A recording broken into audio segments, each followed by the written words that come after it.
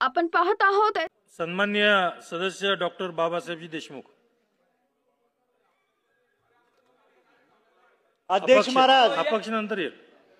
अध्यक्ष महाराज, मला बोलण्याची संधी दिली त्याबद्दल आपलं मनपूर्वक आभार मानतो। या विधानसभेच्या निवडणुकीपूर्वी या शासनाने शेतकऱ्यांचा सातबारा कोरा करणार असं आपण आश्वासन दिलं होतं। हे राज्याचं सरकार हे गतिमान आहे, तर माझी आपल्या माध्यमातून शासनाला विनंती आहे की शेतकऱ्यांची सरसकट कर्जमाफी होणं अत्यंत गरजेचं आहे, ते लवकरात लवकर शासन निर्णय घेईल। त्याचबरोबर मे महिन्यामध्ये अतिवृष्टी झाली, माझ्या तालुक्यात, जिल्ह्यात आणि संपूर्ण महाराष्ट्रातील शेतकऱ्यांच्या पिकांचं नुकसान झालंय आणि त्या शेतकऱ्यांना अनुदान देण्याचं गरजेचं आहे, ते शासनाने लवकरात लवकर देणं गरजेचं आहे।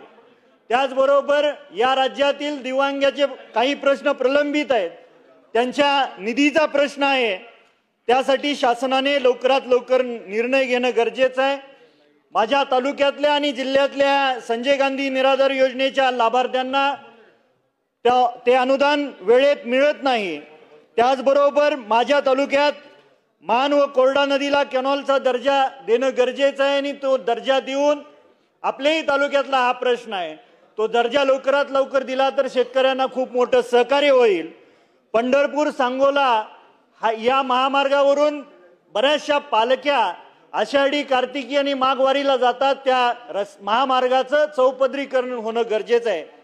त्याचबरोबर या राज्यामध्ये देवेंद्र फडणवीस साहेबांनी शेतकऱ्यांना कर्ज देण्यासाठी सिबिलची जो नियम शिथिल केलेला आहे, तरी सुद्धा काही बँका शेतकऱ्यांना कर्ज देण्यासाठी खूप त्रास देतात, तर त्यावर लवकरात लवकर त्या बँकांवरती कारवाई होणं गरजेचं आहे। या राज्यामध्ये 50,000 शेतकरी शक्तीपीठ महामार्ग होण्याने बाधित होणार आहेत।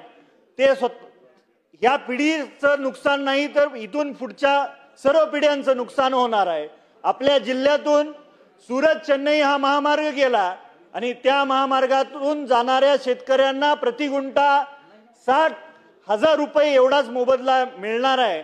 अध्यक्ष महाराज, माझी विनंती आहे, शेतकरी सर्वजण विरोध करतायत की हा शक्तीपीठ महामार्ग रद्द व्हावा, आणि जर आपल्याला करायचं असेल तर शेतकऱ्यांच्या वतीनं आपल्याला विनंती आहे की एकरी कमीत कमी 4 कोटी मोबदला या शेतकऱ्यांना मिळावा।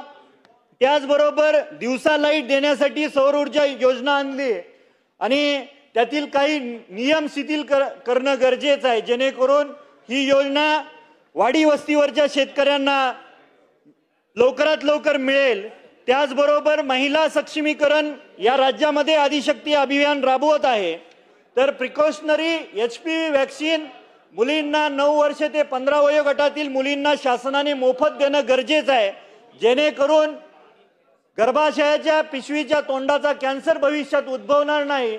ही गोष्ट खूप गरजेची आहे। माझ्या मतदारसंघात असंख्य युवक हे सुशिक्षित बेरोजगार आहेत, त्या बेरोजगार युवकांच्या हाताला काम मिळण्यासाठी एक मोठी MIDC सांगोला तालुक्यात होणं गरजेचं आहे, त्यासाठी शासनाने लवकरात लवकर निधी उपलब्ध करून द्यावा। त्याचबरोबर अशा सेविकांनी कोरोनासारख्या जी काही महामारी आली होती, महारोग या राज्यामध्ये आणि देशामध्ये जगामध्ये उद्भवला होता, त्या काळामध्ये गोरगरिबांना वाडी वस्तीवरती जाऊन आरोग्याची सेवा दिलेली आहे, त्यांच्या पगारवाढीचा प्रश्न प्रलंबित आहे, तो लवकरात लवकर मार्गी लावावा। या राज्यामध्ये असंख्य BMS BHMS डॉक्टर्स वैद्यकीय सेवा देत आहेत, त्यांचे काही प्रश्न प्रलंबित आहे, त्यावर शासन लवकरात लवकर निर्णय घेईल अशी अपेक्षा व्यक्त करतो।